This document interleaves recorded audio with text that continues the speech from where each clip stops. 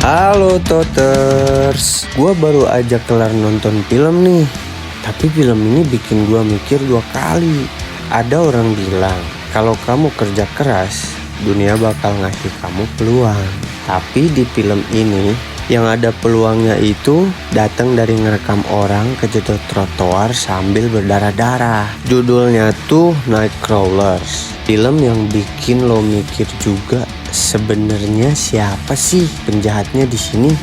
Tanpa banyak cangcing-ceng-ceng-cong, kita masuk ceritanya. I just remembered something.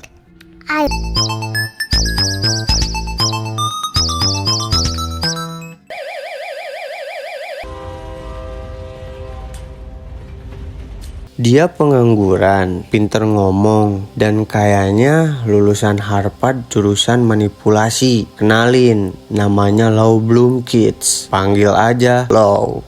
Berlatar di Los Angeles.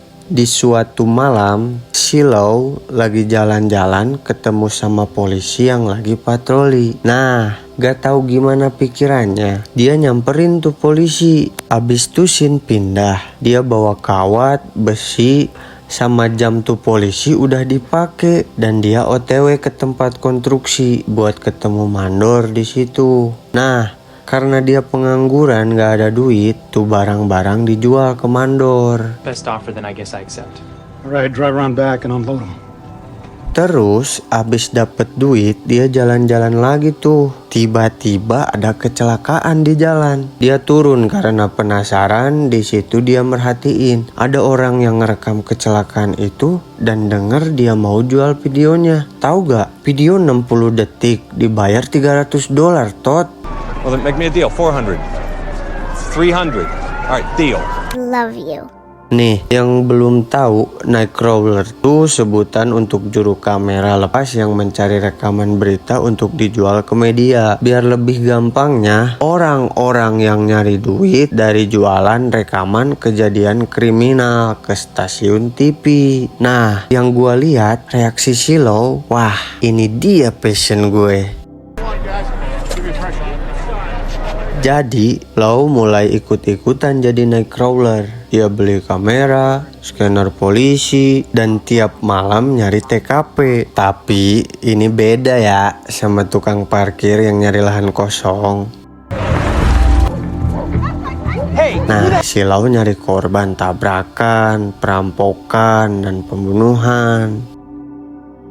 Lewat scanner polisi, dia tahu tuh ada kecelakaan dan si Lau pun langsung OTW TKP. Dia berhasil ngerekam kasus penembakan. Abis tuh dia cabut ke stasiun TV buat jual tuh video. I don't think so. I'm Lou Bloom. I have some footage for sale. Ketemulah dia sama Nina. Nina ini produser berita dari stasiun TV KWLA. Profesional, tegas, tapi depresi buat naikin rating. Nah, si Nina ini tuh kayak algoritma media. Selama ada darah, dramanya dapet, dan wajah korbannya bisa zoom in 4K, dia beli tuh video. Si Lau dateng bawa rekaman sadis. Dalam pikiran si Nina, boleh juga nih buat berita breakfast.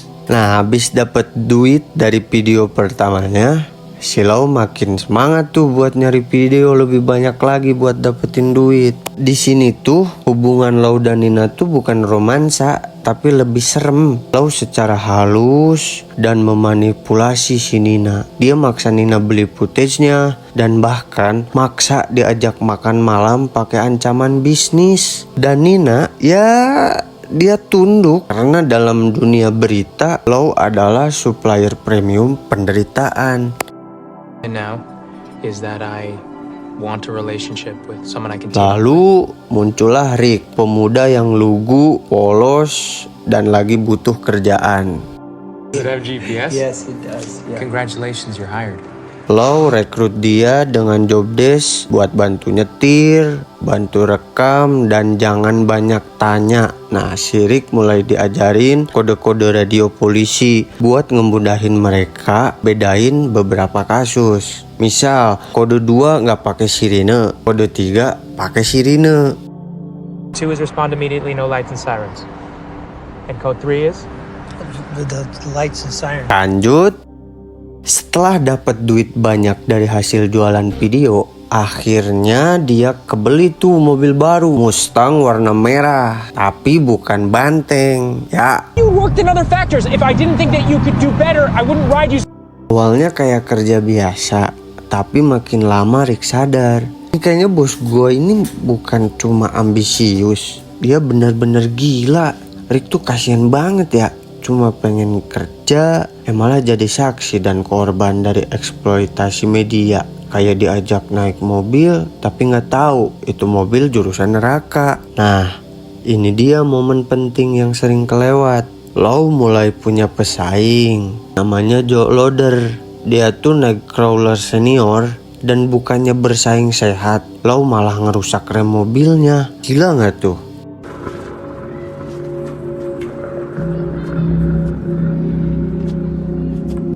Akibatnya ya si Joe kecelakaan. Ya saingannya udah tumbang, Lau pun merajalela.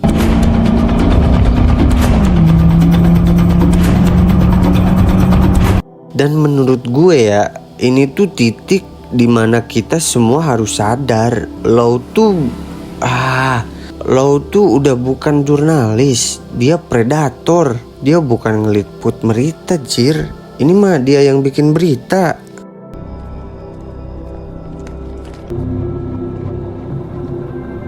Tibalah pada klimaksnya, pembunuhan brutal di rumah mewah. Makin sini, si Lau makin ekstrim buat halalin segala cara. Nah, ini part yang deg-degannya dapet banget, ekstrim. Lau datang duluan ke rumah yang habis dibantai. Terus dia rekam tuh dari dalam rumah, kayak masuk rumah yang baru dibunuh. Dan kayak angle-nya jangan terlalu miring ya.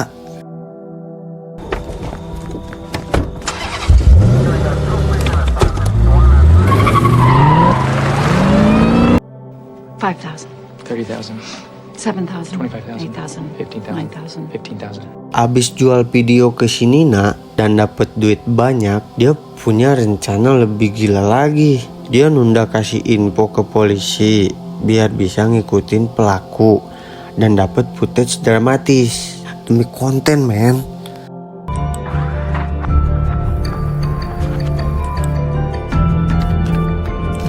Nah, singkat cerita, Lau berhasil nemuin tuh alamat si pelaku pembunuhan yang di rumah mewah tadi, yang kabur. Terus dia punya rencana buat ngikutin si pelaku.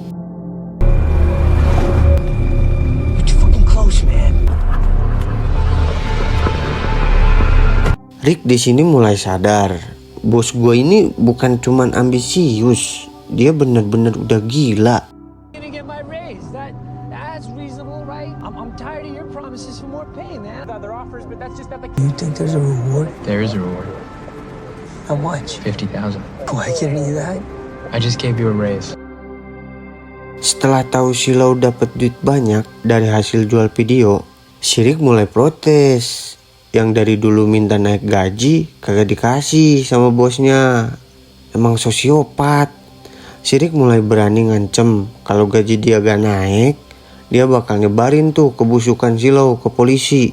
Si Lau ngerasa karena itu kelemahan dia, Lau iyain dulu si Rick minta naik gaji. Just gonna have to give it to you. Well, all right then. Nah, karena tahu si Rick mulai kelewatan dan bakal ngebahayain perusahaannya, si Lau nggak terima dong. Dia punya niat busuk lain buat si Rick.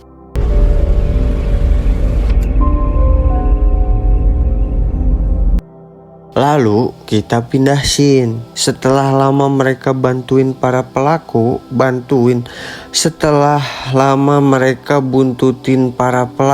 berhentilah mereka di warung makan ala Meksiko. Lalu mikir, kayaknya ini momen yang pas buat laporin mereka ke polisi. Keberselang lama, polisi datang buat nangkap mereka.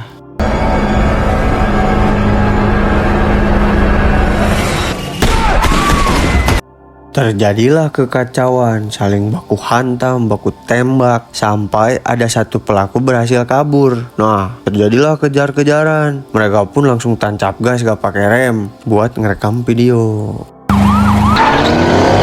On the police car. You're right up his ass. Wide angle. We want all of this. Requesting backup in an air unit. Any air unit coming on Wilshire frequency. Tiba-tiba Keep shooting. Continuing north.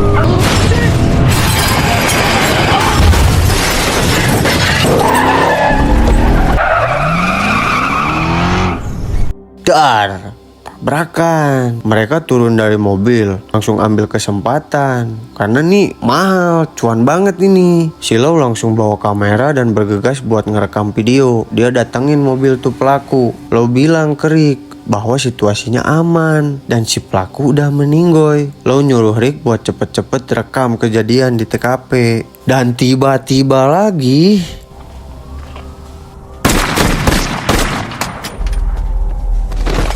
lo si Rick dijadiin korban demi konten. Ternyata lo nipu si Rick karena dia cuman dianggap penghalang buat perusahaan dan ambisi setan yang dia miliki. Menurut gua, lo tuh bukan manusia biasa. Dia CEO di perusahaan penderitaan, Cir. Tapi dia selalu untung. I can't jeopardize my company's success to retain an untrustworthy. You're crazy. Rick akhirnya tewas. Dia taruh Rick di garis depan. Sedangkan lo ya santai, dingin. Belum lagi kematian asistennya dijadiin footage eksklusif buat dapetin rating tinggi. Obviously. How much do you want it? You tell me. Hey, that's what I do. It's my job. I like to say that if you're seeing me, you're having the worst day of your life. Dan di akhir film, lo ngerekrut karyawan baru, terus bawa van baru, dan siap buat ekspansi lebih gede lagi. Nggak ada penyesalan, dan ya gak ada drama.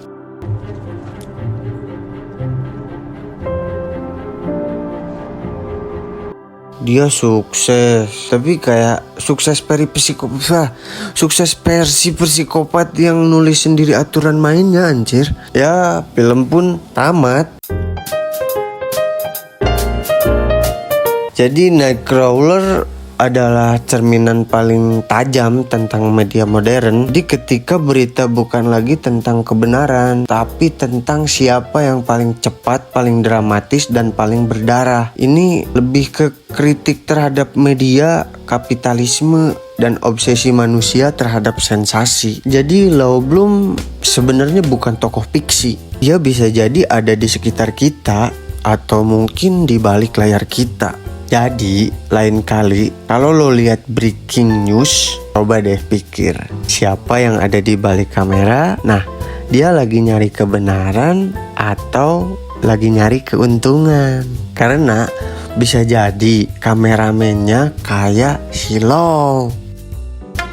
Saya Ampel dari tim produksi Piltot. Jangan lupa like, komen, dan subscribe ya. Voters, sampai jumpa lagi di alur cerita film total selanjutnya. Mun aing panggil si Loma, ngabecir aing jalan mah. Wak.